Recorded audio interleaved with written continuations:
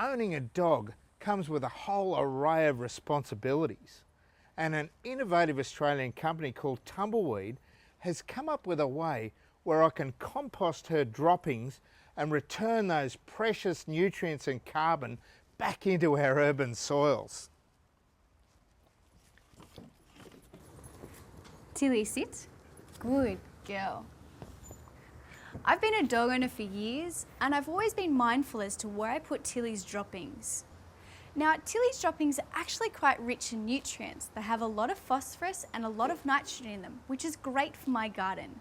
So it's a no-brainer that I save myself a lot of money in the long run by using her droppings in my garden.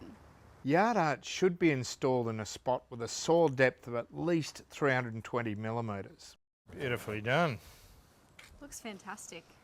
To eliminate any risk of harmful organisms contacting your edible plants, don't use it near a vegetable or herb garden area.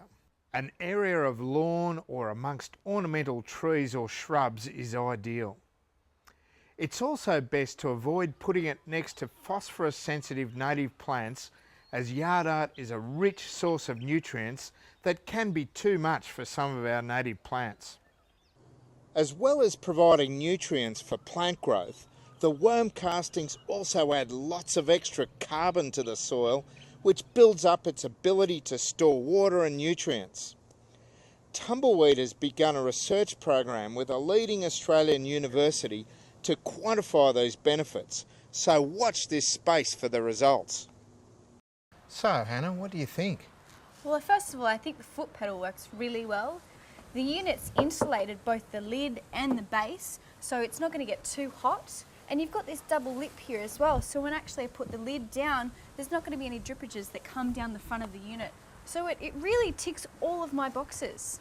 And what I see too is it's tall enough so that kids can't get their hands down in.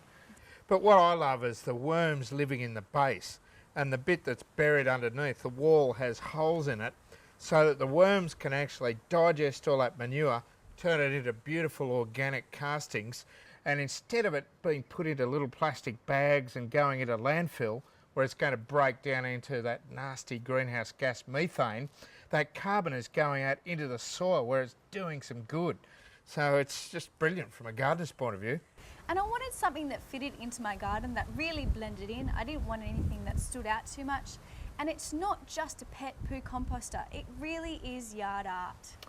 What a brilliantly simple idea this is.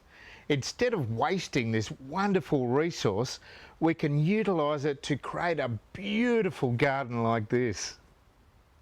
By keeping Tilly's droppings out of our parklands and waterways, it not only improves the environment around us, it also enriches our urban soil. My aim is to protect our future environment, and I want to do this by leaving nothing but my footprints behind.